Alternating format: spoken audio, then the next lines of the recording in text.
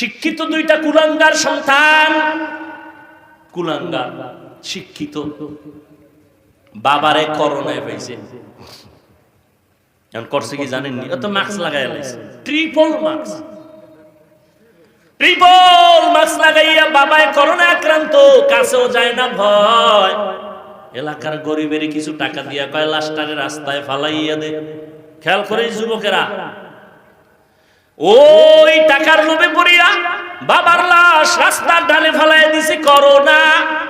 কুলাঙ্গার দুইটা শিক্ষিত সন্তান দরওয়াজা জানালা লক করে দিল, জানালা দিয়া তাকাইয়াও দেখলো না বাবার লাশটা কুত্তায় খাইলো নাকি জানাজা হলো। এই দেশের ইতিহাস ভুলিস না, এই দেশের শত শত করোনার লাশ।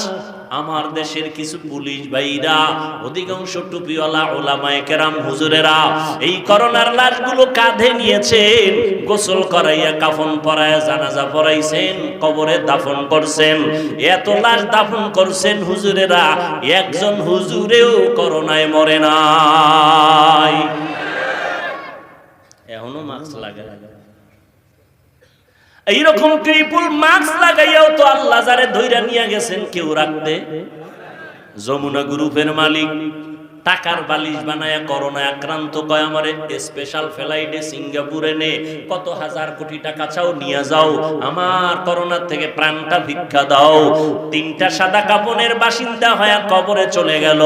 আজকে তার সন্তানেরা বাবার টাকা পয়সা আনন্দে মাতোয়ারা হয়ে আছে, বাবার খবর কবরে আর নেওয়ার সুযোগ না। ও যুবক, আল্লাহর কোরআন নবীর আদর্শের কারণে এত সম্মান। আমি কিন্তু তোমাকে একবারও বলি নাই মাদ্রাসায় আসো, স্কুল বন্ধ করে দাও, চাকরি ছেড়ে দাও, তাবলিগে যাও, একবারও কিন্তু বলি নাই।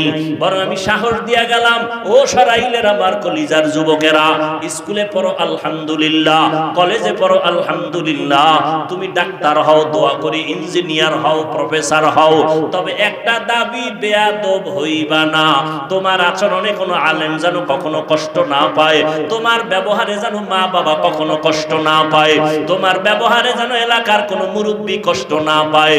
কারণ তোমার ব্যবহারে যদি মা বাবা কষ্ট পায়, আমার আল্লাহ তোরে তওবা করলে মাফ দিবে না, মা বাবা মাফ না দেওয়া পর্যন্ত।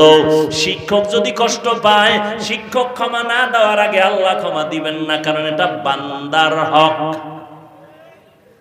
বান্দার হক বড় কঠিন জিনিস। মুরব্বির কষ্ট গেলে মুরব্বি ক্ষমা না দিলে ক্ষমা হবে না, আলেম ওলামা ক্ষমা না দিলে আল্লাহ ক্ষমা করবেন না। বান্দার হক। ও যুবক বাবারা, তুমি ডাক্তারি পড়ো, ইঞ্জিনিয়ার হও, আল্লাহর কাছে দোয়া করি, তবে সম্মানের সাথে জীবন চালাও। আজকে আমরা এমন সম্মানে আল্লাহ আমাদের রাখছেন কল্পনাও করা যায় না। ওরে সম্মান আল্লাহ যদি দেয়, কোনো সার্টিফিকেটও লাগে। তুমি সার্টিফিকেট দিয়ে কি পাইছো, আর আমরা সার্টিফিকেট ছাড়া কি পাইছি?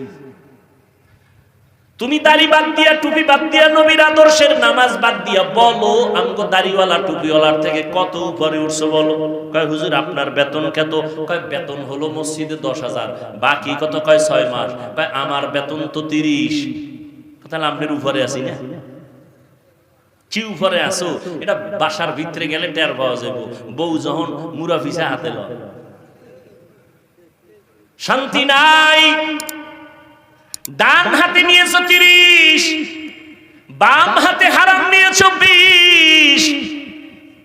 হালাল হারাম এক জায়গায় কইরা পুরা টাকা হারাম বানায় ঘরটারে জাহান্নামের টুকরা বানাইছো। স্ত্রী দিয়াও শান্তি নাই, মনের শান্তি ছেলে মেয়ে দিয়াও নাই। ওরে আল্লাহর বান্দারা, তোমার ঘরে খানেওয়ালার সংখ্যা কম, হুজুরের ঘরে খানেওয়ালার সংখ্যা বেশি। কারণ তারা তো ট্যাবলেট ব্যবহার করে না, তারা নবীর হাদিস ব্যবহার করে। নবীর হাদিস পাইছি, ওই বংশের মাইয়া বিয়া করবা যেই বংশে সন্তান বেশি হয়। কারণ কিয়ামতের ময়দানে আমি মুহাম্মদ শেষ নবী, অন্য নবীর উম্মতের তুলনায় বেশি উম্মত নিয়ে গর্ব করে জান্নাতে যাব। নবীকে উম্মত বাড়াও, তুমি নবীর সাথে চ্যালেঞ্জ দিয়ে ট্যাবলেট খেয়ে কমাও। তুমি নবীরে কি ভালোবাসো? রিজিকের মালিক আমার আল্লাহ, তোমার এত টেনশন কেন? আল্লাহ রিজিক দিয়েছেন, করোনায় আল্লাহ না খাইয়া না খাওয়াইয়া মারেন নাই। অতএব কেন পেরেশানি হই করতেছ রে বাবা? আল্লাহ তাআলা বরকতি খানা দেয়।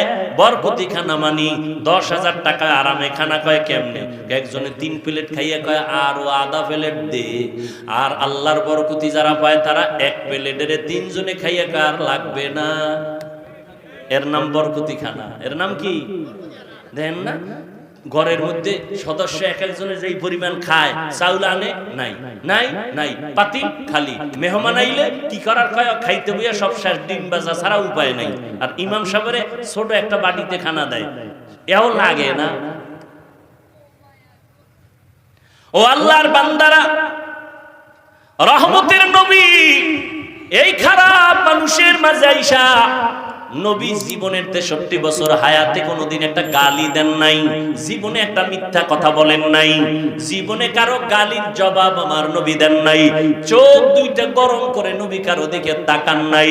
নবী এমন হাসি মুখের ব্যবহার, মক্কার মানুষ এত দামি হয়ে গেল।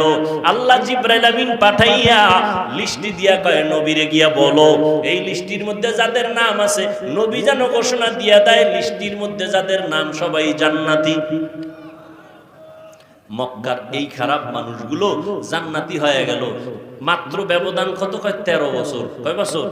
13 বছরে এই খারাপ মানুষগুলোকে নবীর আদর্শে ভালো বানায় ফেললো, জান্নাতের টিকিট এসে গেছে।